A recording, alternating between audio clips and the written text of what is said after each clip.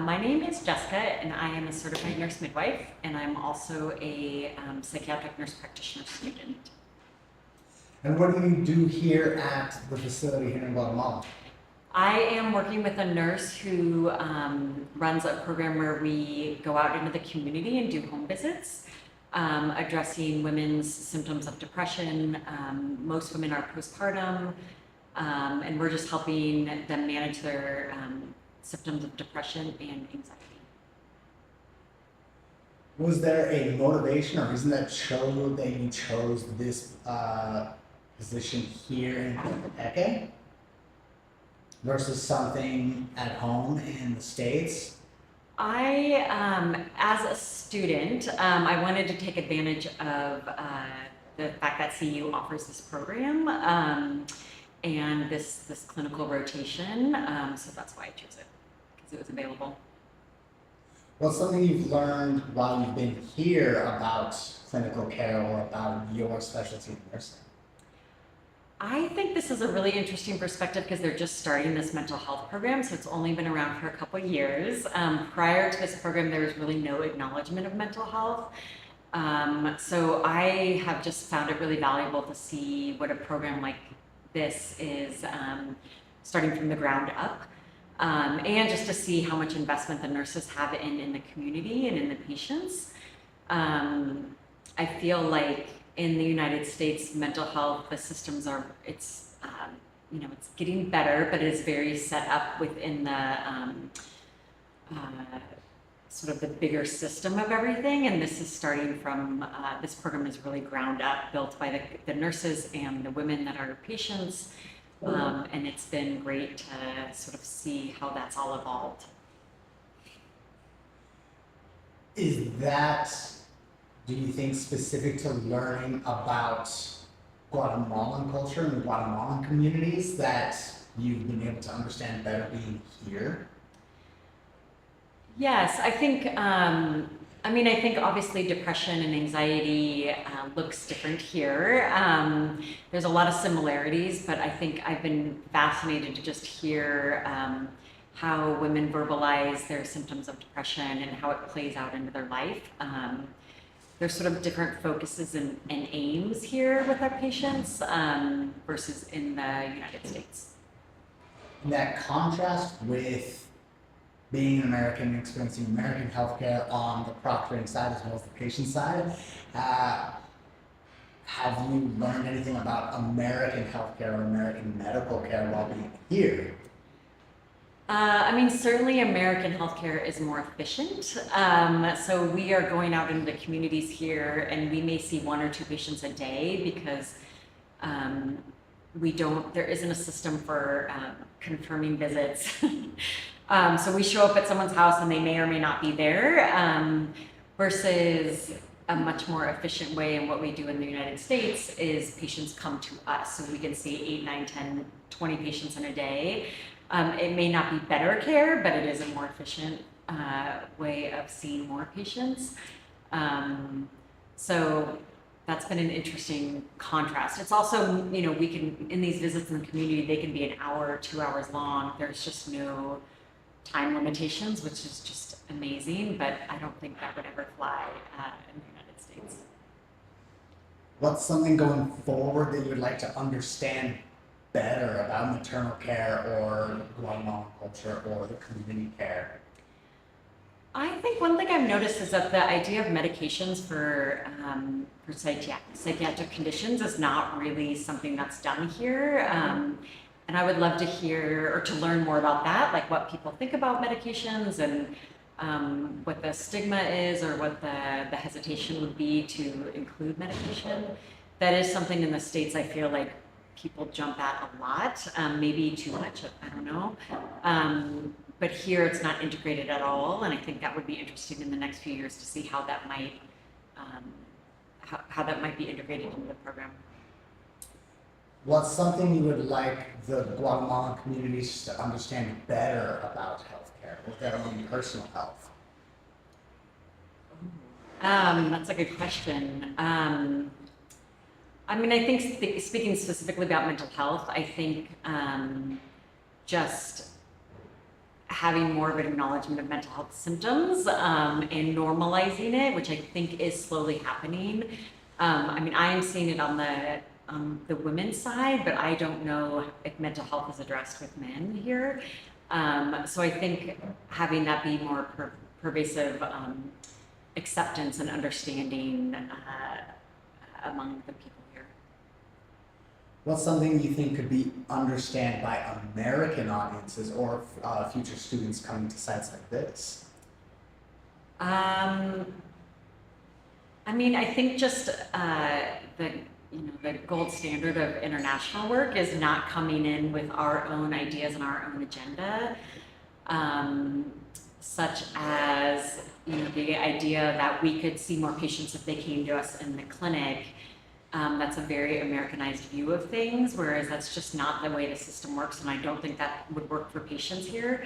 So I think just having the flexibility and coming down with an open mind, and really just observing, and then getting a feel from what the local people want and need, and then working from that perspective as opposed to what we do in the States.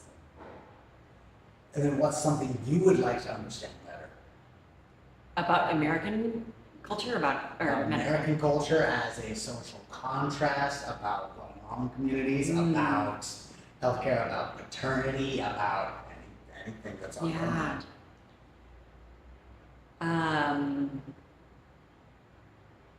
I mean, I've only been here for a week, so I think it just, I mean, I am kind of in that state of just observing still. So yeah, I don't know that I have an answer.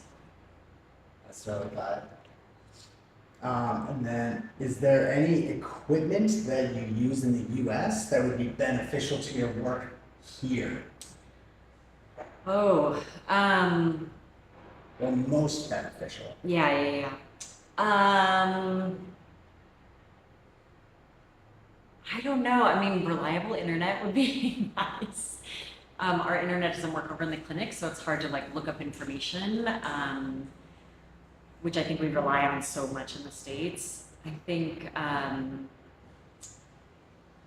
it's not equipment, but access to more medication. I know they only have one antidepressant option here. It would be nice if there were multiple options so that if that does start becoming more of a regular service that's provided, that there are more options. We can individualize it for the patient versus just giving the same medication to all different patients. But I don't know. I mean, yes, in a fantasy world, a big ultrasound would be great. All the nurses having iPads or some sort of laptop that they can bring with them in the field. Yeah,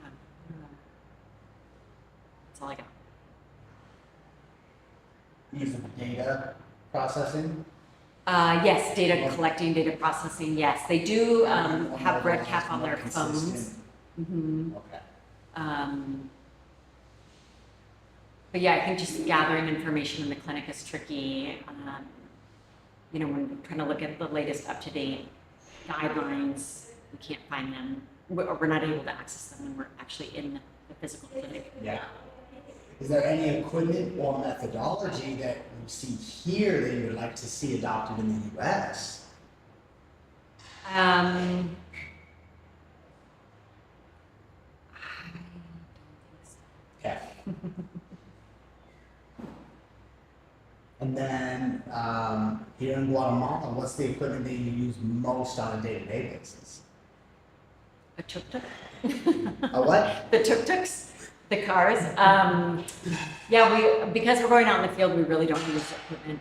I mean, other than the nurses' cell phones, but they have all paper charting and paper packets, so we don't really use a lot of equipment.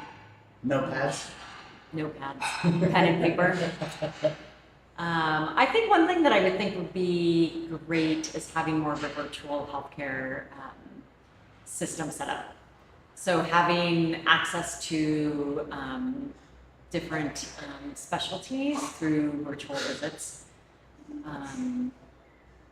I think that would just increase access to all the patients and what they can offer. Yeah. And then in the US, what equipment do you use most on a day-to-day basis? Oh gosh, I mean, definitely the laptop and the internet, up-to-date websites. Yeah, I'd say the laptop. For the internet, do you use that for, or would you use it primarily for patient records or diagnostic databases, or what would you use the internet for? Yes, for both. I mean, for the charting, yes, so for access to patient records and information and history. And then also just all the up-to-date resources. So the latest guidelines, the latest, making sure that you're ordering the right tests for the right symptoms and things like that. What do you think the path forward for best practices of maternal health care in Guatemala looks like going forward? The best path I would think would be to reduce the C-section rate.